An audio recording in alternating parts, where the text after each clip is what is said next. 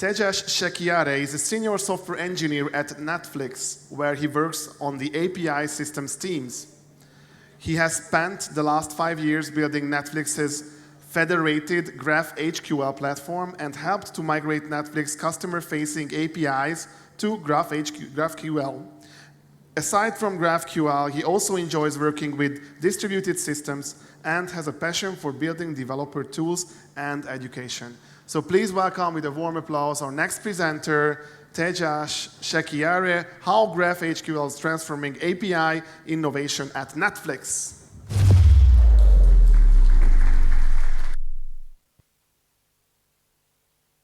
Just a quick test. Hopefully everyone can hear me. Good evening, everyone. Hope everyone is having a great conference so far.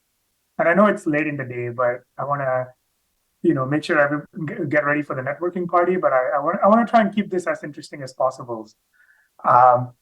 So my name is Tejas Shikhare, and I'm a software engineer at Netflix. I work on GraphQL, and today I'm coming to you live from San Francisco, and it's around 8 a.m. in the morning here. And I actually wish I could be in Budapest in person for this conference, but I'm super excited to do this virtual talk and share our GraphQL journey with you. I've never been to Budapest before, and I'm excited to visit one day, perhaps next year's Graph conference. So this is one of my favorite kind of jokes in computer science. There are two hard problems, and I feel like it never gets old. And I'm assuming all of you have seen this before. But I really love this, especially this last one. There are many variations of the joke, but I feel that, programming isn't actually very easy. And in my experience as a software developer for the last 12 years, it actually is not. And I'll just show you the struggles we have faced at Netflix in our journey, just on the API layer. And keeping the jokes aside, I think one of the biggest challenges in software engineering is people. Every day we work with our team, we work cross-functionally with other engineers in our company, we work with our customers, and we create software that talks to other software. And all of this ultimately leads to complicated architectures. And pretty much, if a company has been around for more than 3 or 4 years, you probably experience this problem. And to tame the complexity, we kind of need clear communication structure. And one way to improve is really well-designed APIs. And because APIs are a binding contract between the software and also improves communication, it removes all the hand-waviness and sets up clear communication. It comes in many shapes and sizes. We have server-to-server APIs, we have consumer APIs, public APIs for third-party library APIs. Basically, there can't be software without APIs. And as you might have guessed from the title, today we are going to talk about GraphQL. And what is GraphQL really good for? It's a really great technology for consumer application APIs. And if you've never heard of GraphQL before, which I find, it's been open source for more than 8 years now, head on to graphql.org after this talk and check it out. There's a really great tutorial there, and you can really get up to speed. So before we dive into GraphQL, let's take a look at the brief history of APIs at Netflix and how our architecture has evolved over the years.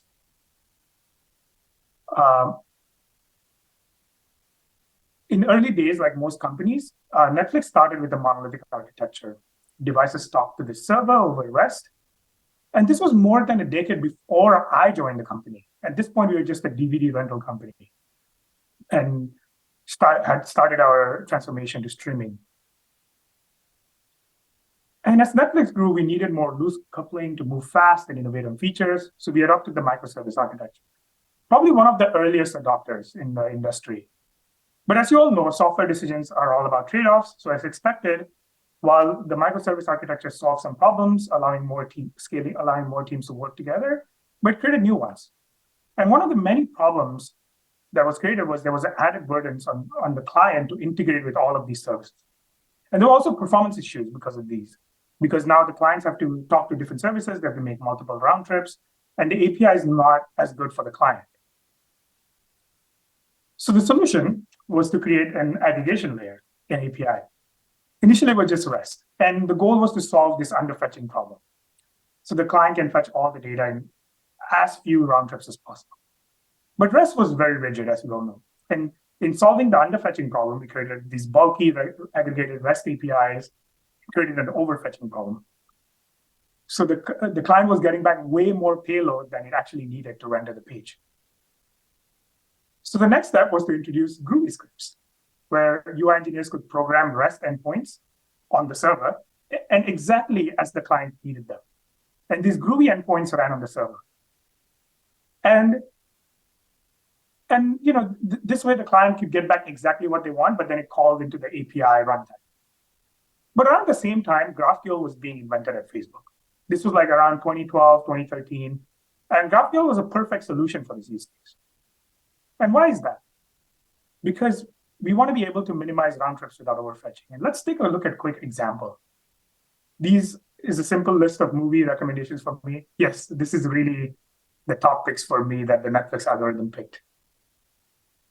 And to render this UI, we might have two APIs, one from the recommendation service and one from the images service. If these are two separate APIs, then I have to make two sequential round trips to server just to render this UI. But now I can use something like GraphQL to aggregate this data and write a single query. And then let's say if I add, a new feature that has a badge on the new episode badge, I can just create a badge service that has badge API, and then just update my query. And as you can see, the query is very, very small. It doesn't have all the other metadata. The APIs might have other metadata, but the client only needs these three things. So, it keeps the amount of payload you send over the wire very small. So in this case, using technology like GraphQL has two advantages. First, you're able to minimize the round trips from the client to the server by acting as an aggregation layer. So especially if the client is really far from the data center, that this is very valuable. And it also minimizes overfetching by leveraging the query language. With the query language, we can fetch exactly the data we want, not more, not less. And as you might ask, why can't we just do this with the REST? And we actually did. That's what the Groovy endpoints were for, to fetch as little data as possible over the wire. So GraphQL is a really good fit for consumer applications like Netflix. But then we had this need back in 2012, and GraphQL was not yet invented. So what did we do? We invented Falcor. And Falcor actually was invented by the TV team at Netflix because we were going into the streaming space. And both Falcor and GraphQL actually come from the same problem space. At Netflix, it was the TV team, and Facebook, it was a newsfeed team. And this is what the next evolution of our architecture looked like. And then three things have happened here. So our backend services, microservice communication moved to gRPC. Our API layer moved to Falcor to solve the performance issues. And we replaced the Groovy scripts with backend for frontends and BFFs. Since each UI had different amount of real estate, different interaction patterns, mouse, TV, touchscreen, remote, the BFFs allowed UI engineers to write server-side code. And things were going great for a while. But eventually, as expected with every architecture, we started to see some problems. And one of the big problems was this architecture slowed down product development. Now imagine just making a simple feature in the Netflix UI. It has to be implemented in 4 places by at least 3 different teams before it can go live. And at Netflix, we do a lot of experimentation, iteration, and even a simple A/B test had to be routed through 3 layers before it was live. So yeah, it worked great. We had a great API. Everything was going well, but it took a long time to launch stuff. And there were other concrete problems with this layer as over the years developed. One of the first problems with the API layer specifically was that one team managed this API layer. And the API team was the first line of support at Netflix scale. So think like, very high RPS. And also had to become experts in many domains because the API was not like one domain. It was like many different things all kind of aggregated together.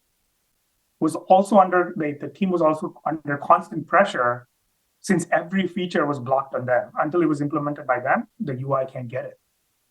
And the problem of burnout on this team was real. So The service was slowly becoming the monolith also, and we started to see some problems like slow build times, lots and lots of dependencies, cascading failures, all of the common things we see with the monolith. And if you operate something like this for 10 years, it all starts to add up. And there were also problems with the BFF layer. Devices could not share reusable logic, and each device had its own kind of BFF server. And since each API was finely tuned to each device's needs, it was yet another layer before the feature could be launched. I think I already mentioned that. And UI teams spent a lot of time managing services instead of building intuitive interfaces. And lastly, we were also using Falcor. And Falcor although it's open source, it hadn't picked up like GraphQL. So let's say around 2020, right? And we were not able to use a lot of the great open source tooling around GraphQL. And it was time for the next evolution of architecture. So we had 3 goals going into mind this time. So we wanted to eliminate the API monolith and distribute the implementation to different teams. This would remove all the burden from a single API team. And we also wanted to eliminate the device-specific BFFs. Because first, UI teams had less desire to maintain server-side code and wanted to focus on more of the client problems, which was already a hard enough problem. And second, with GraphQL, we would introduce device-specific fields. So let's say if there was a field that I needed for iOS, I can have that field, and only the iOS would fetch it in the query. And this would allow us to eliminate BFFs altogether. And we also wanted to adopt GraphQL, which was getting a lot of traction in the open source community, excitement in the UI teams. So we could also plug into all of these open source tools. So to achieve these objectives, we decided to adopt Federated GraphQL implementation, which was kind of a breaking thing in 2019, 2020. And this is what our architecture looks like now. And before we dive into each of these architectural components, let's really understand what Federated GraphQL is. So in this example, we have this model object. So imagine you have lots of model objects in your API. This is one of them. It's a movie object. It's like one of the fundamental objects in Netflix. And maybe it's referenced by an APIs like get movies or search movies API. And this object has fields, like the image field, which comes from different databases in the back, owned and implemented by different teams. And as far as the client is concerned, they're seeing the same unified API. And in the past, the API team would actually implement this model and write resolvers for each of the fields to call to the appropriate backend services.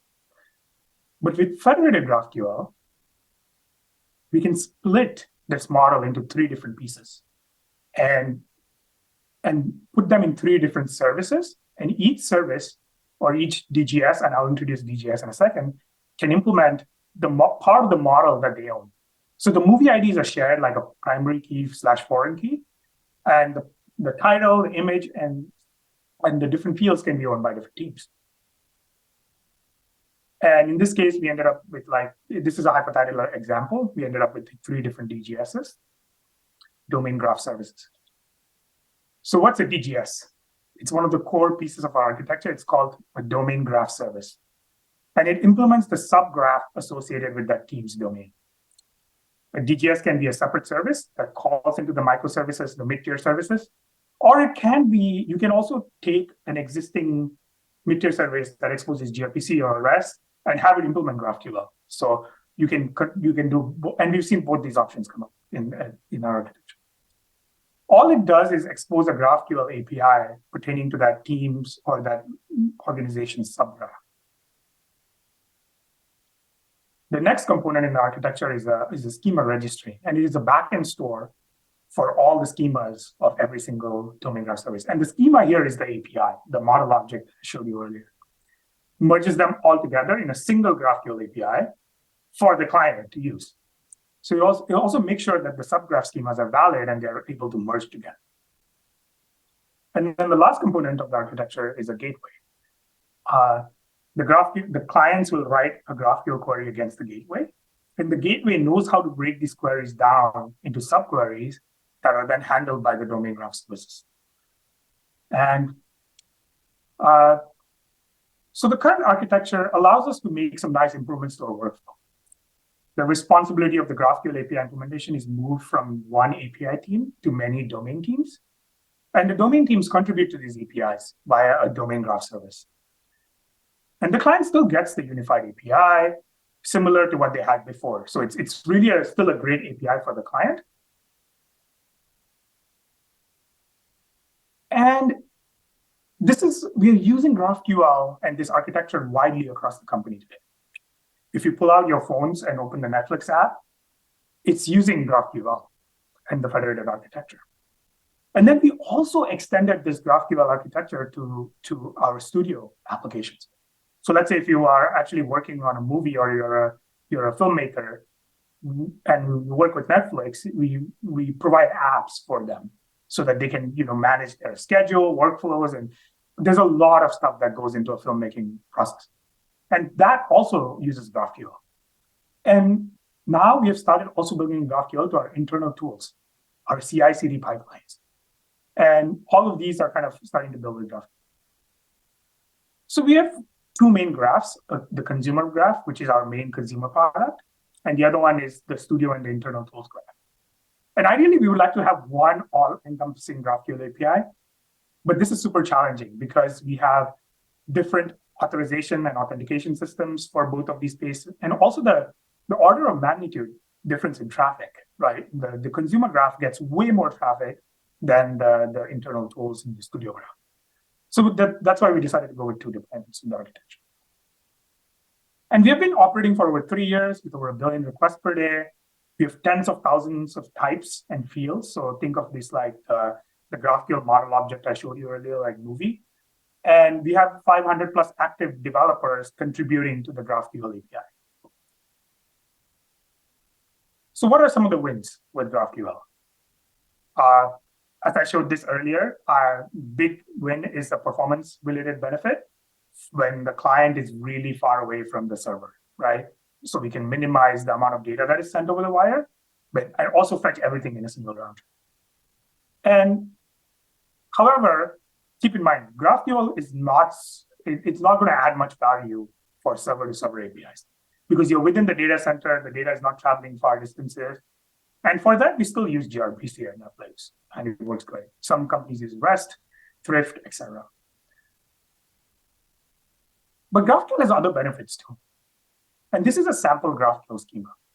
It looks like model classes in a strongly typed programming language. With this schema, we can actually generate model objects in a lot of programming languages, both on the client and the server side. So, and then the other thing is, there's also nullability built into the language. So you can clearly know what's nullable and what's not. And the clients can add null check. So this reduces the churn caused by bugs in loosely typed APIs. And it also forces the collaboration between the client and server. When you build the schema, this is the first thing you do. So strong typing is not just great as a contract. And what you can do with this, since you have this schema, you can start building developer tools. And the open source community in GraphQL has done just that. So you have a ton of open source tools that you can just plug in and you have them working. So this is why the strong typing is such a strong benefit for GraphQL. And lastly, GraphQL is really becomes super powerful when it's implemented as like one big graph for your API. At Netflix, I show you we have 2 different graphs. But ideally, you want to try and target, like if you're a mid-sized company, or you want to target like one big API. Because it becomes like a visual aid for all the different data in your organization. And it also connects the different domains owned by different teams. So the new architecture looks great. And I think it seems like we solved all our problems. This architecture is the final step in our journey. Or is it? As expected, all architectures have trade-offs. And as good as this architecture seems, we're running into some new problems. So I'm going to share some of them with you.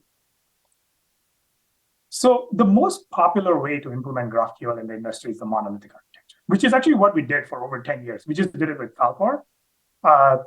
And then maybe around 2019, 2020 is when we started the transition to federated GraphQL. And we still haven't fully launched yet. So this is the most popular way to do GraphQL. But then we're doing a federated approach. And one of the first problems with the federated architecture is the learning curve. What do you mean by that? In the monolithic architecture, the GraphQL API is centralized to one team. So only that team has to learn GraphQL. And GraphQL has like a little bit complexity. It's not as straightforward as a REST API. So there's a little bit of learning curve. And then, but in the federated architecture, all of these domain teams are exposing a GraphQL API that then is merged together by the gateway. So you have many teams who need to learn GraphQL. And one day you go to these domain teams and tell them, hey, please start implementing your APIs in GraphQL. And they're like, what is GraphQL? So to address this, we leaned heavily on developer education. And created a Federation 101 bootcamp, lots of example code to copy and paste. We also created like first-class Slack support. But what really helped with the initial barrier to entry, all that was great, but I think my team, who's been working with GraphQL for a while, we kind of went in and built the first few DGSs. And then gave those teams an ownership. And then those early adopters then became the champions of the architecture. And that was really a key step. And so it sounds cool, but driving the adoption actually is a lot of work. And once you get across the developer education problems, devs kind of start to get the hang of it.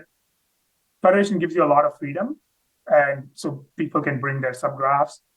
And eventually we end up with a lot of DGSs in our studio ecosystem, at least over almost 200 at this point. So we kind of get this one graph, right? But does it actually feel like one? Or does it just feel like a bunch of different things kind of put together? The little subgraphs kind of stuck together. Instead of this one actually cohesive, high leverage graph API that was created by the API team. So having one team working on it gives you a little bit better graph. And why is that? Because in the monolithic architecture, the API design and the schema design process is a single player game. So one team is doing the API design. They're working with their product partners, working with the backend teams to create the best possible API. But in the federated architecture, API design is also distributed. Every team is kind of designing the API. They're not always talking to each other. And as a result, the quality of the API starts to fall. And what is the biggest problem with this? It leads to inconsistency across your API. And I'll show you one example specifically, but there are a lot of areas of API design which are affected. But one specific example is error handling. So GraphQL does not specify how to do error handling. Because if you think about it, GraphQL is aggregating many different REST endpoints or many different databases.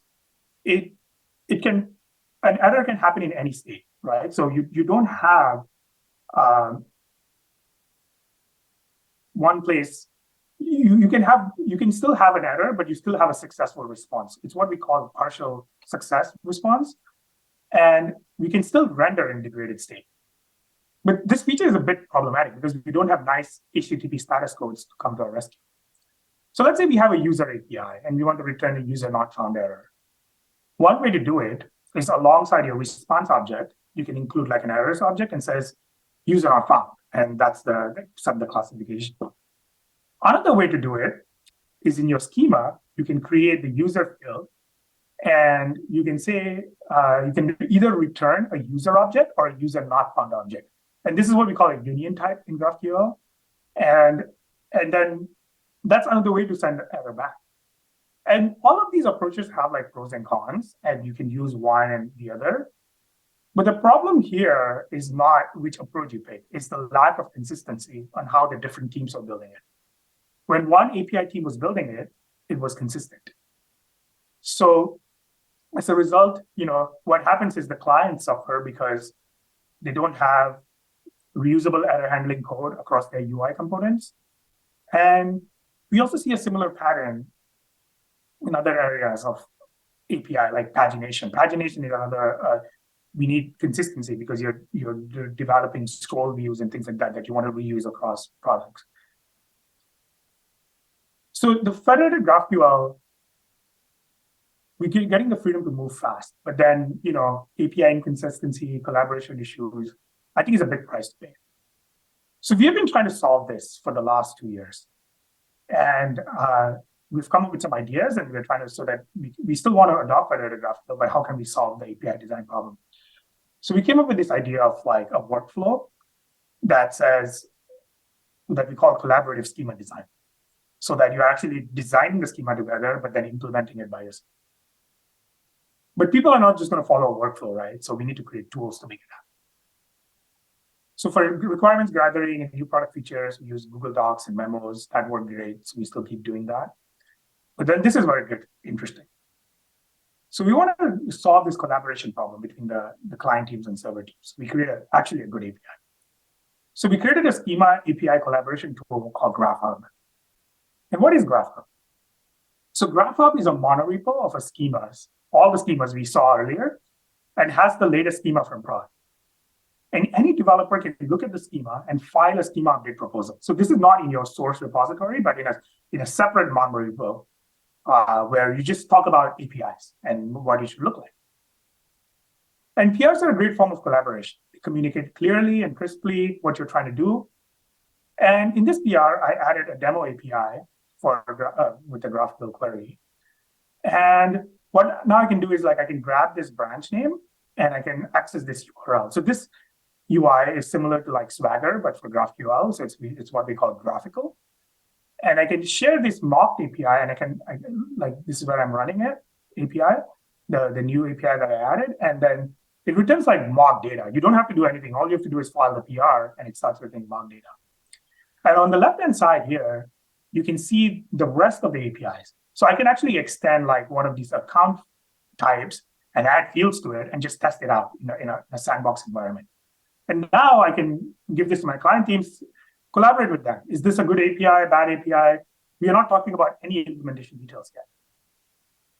And this is great because we see lots of PRs being filed in this repo. And these are just, once you finish the collaboration, you take the changes and then you bring it to your repo to implement. Another thing to supplement GraphHub, we created a schema working group where people can bring complicated schema design and API design questions. And this is great because not everyone is passionate about GraphQL, and there are a few people who are experts. So it kind of gives us some of the advantages of the monolithic GraphQL team. The next problem we try to solve is schema inconsistency, error handling, and that kind of stuff. And the tool we built for that is called GraphDoctor, which is actually a linter.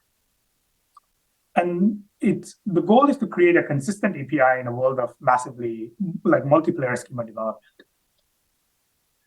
So what is GraphDoctor? So remember the PRI file? Here it's telling me I only passed 9 out of 10 linting checks. And it runs this on every single pull request, and it posts this information.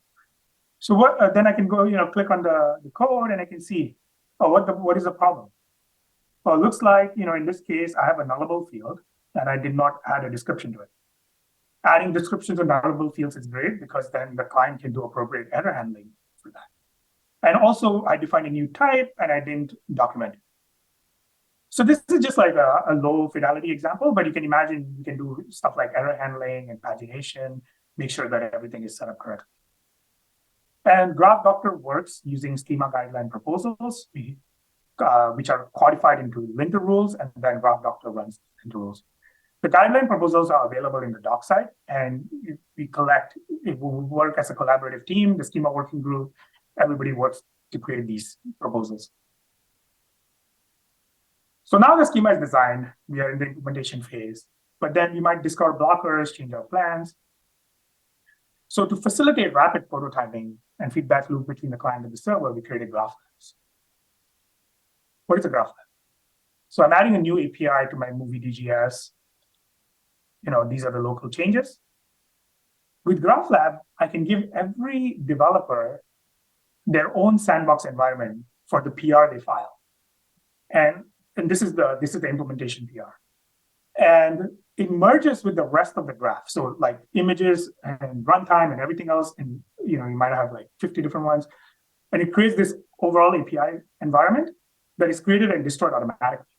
And then I can take this environment and share with client teams, and client teams can integrate against this API. And once the PR is merged, then the graph lab is automatically gone. And so it allows you to prototype rapidly with the client.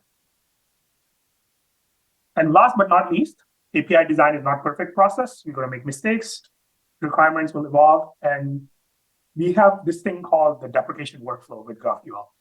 And to power the deprecation workflow, we create graph stats and notifications. The idea is you can only deprecate things that you know are not being used. And how do you know something is not being used? You count how many times it's being used. And based on that, you notify people that this is deprecated. Please don't use this. And that's what we did. And these stats are also leveraged by a graph doctor. So if you try to remove a field in your schema that's being used, the graph doctor will put a comment on your PR saying this is being used by different. So this really helps to speed up the deprecation cycle. And all of these tools revolve around API design because the schema is your API. And lastly, we don't want to have information silos in our schema and fall prey to the Conway law. So we want the schema to feel more cohesive, more as if it's designed for the needs of the client. And that's why we created all these tools. So we're still in the experimental phase, so we'll see how these tools are working out, and we'll report back in a few years if our schema is better in the federated world. But moving to GraphQL has been a net positive impact at Netflix, and we're migrating each of these canvas in Netflix product to GraphQL now. We're applying federated GraphQL across the company, internal tools, CI/CD application, customer support tools are being built using GraphQL. And the focus is on schema collaboration and API design. So really having these tools part of the development process, so we don't end up with a terrible API. And you might be wondering, Netflix is a big company. How is this talk applicable to me? The hope is that you can learn from some of our missteps. You probably don't need groovy endpoints or have complex BFF architecture in your company. But for us, it was a learning process. And if you're like an early stage company, you probably don't even need GraphQL because you're in the process of finding product market fit, and preemptively building a perfect architecture might be too much of an investment. So do what your team is comfortable with. Maybe it's REST, maybe it's GraphQL. And you'll start to see some leverage as you become bigger with a monolithic GraphQL API. You'll have reusable APIs across your client teams. You can improve the overall performance of your product by sending less bytes over the wire. And you can visualize your entire data model as a single graph. And at Netflix, we had the Falcor API for more than a decade. And during this time, we experienced tremendous growth in usage and engagement. And lastly, if you're a large team and already starting GraphQL adoption in your company, you might want to start a consolidated adoption. Instead of many different teams starting their own GraphQL service, you want to get in touch and try to create a single GraphQL graph for your organization. And the schema design challenges and collaboration are also a problem with the large teams. So you want to make sure that you have a handle on that. So I hope this talk has given you a good framework for thinking about GraphQL and how it may or may not be applicable in your company. Perhaps a head start on some of the trade-offs with different architecture patterns.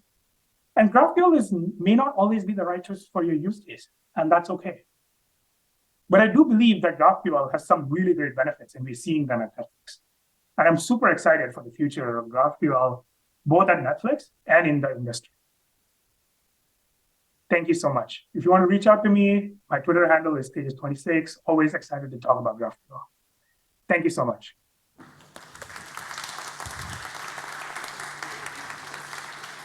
Thank you very much, Tejas. We also have a little present at the end, but first let's jump into the questions. We have on Slido a few hints. You can still vote. I give you the chance to make a picture from the QR code and upvote some questions. Let's start with Sean's question. With aging architecture in Netflix, does GraphQL and all the overhead create more problems than it solves? Are there trade-offs vs REST? So I think it was a little bit choppy, but was the question, what are the trade-offs between So GraphQL and the question REST? is, are there trade-offs versus REST? Other trade-offs versus REST. Yeah, so I think GraphQL is a very specific, is very useful for specific use cases. It's not going to replace REST, in my opinion.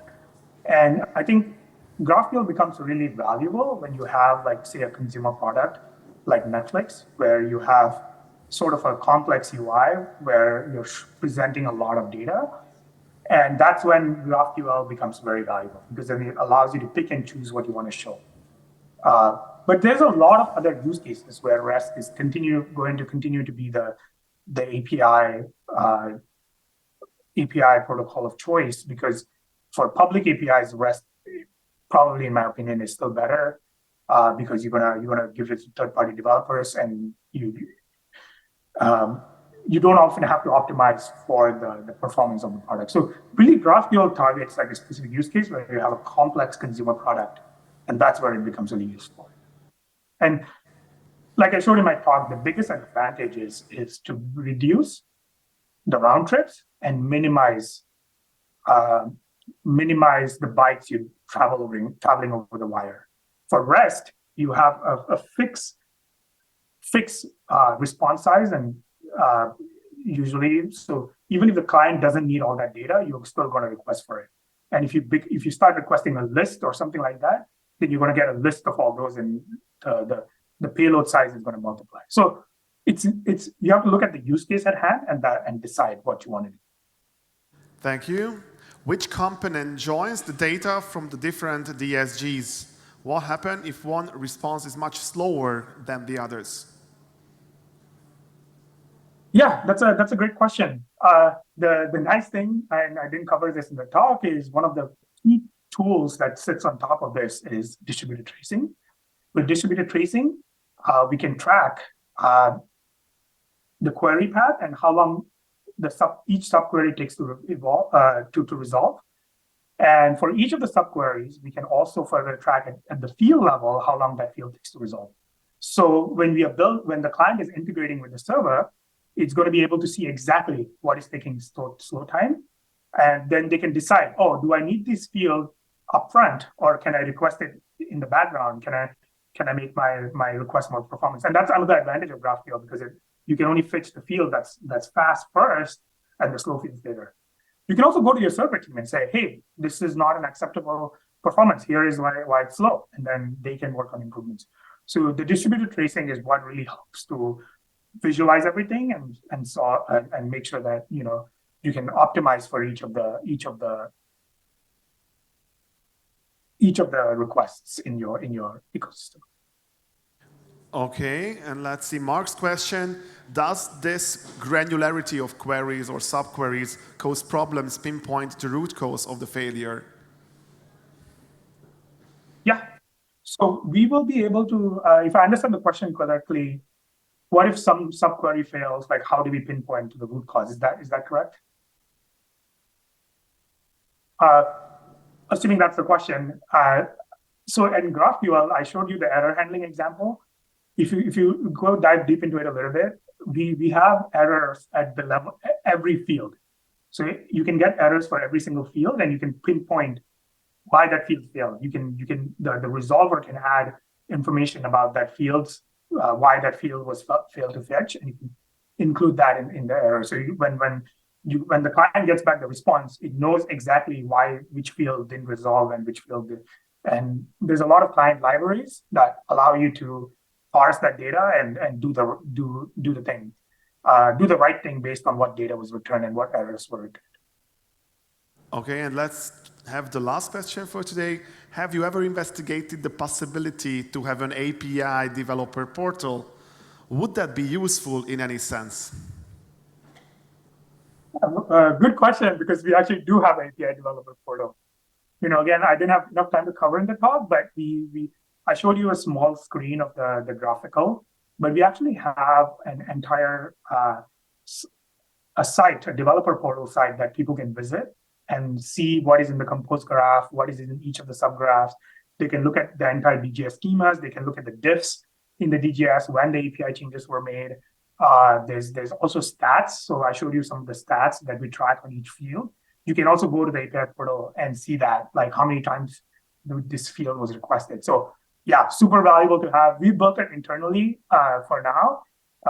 It's not open source, but you might see if you search for GraphQL Netflix, there must be, or reach out to me and I'll send you a link. There might be some blog about this somewhere from the team that developed the API portal. Thank you very much.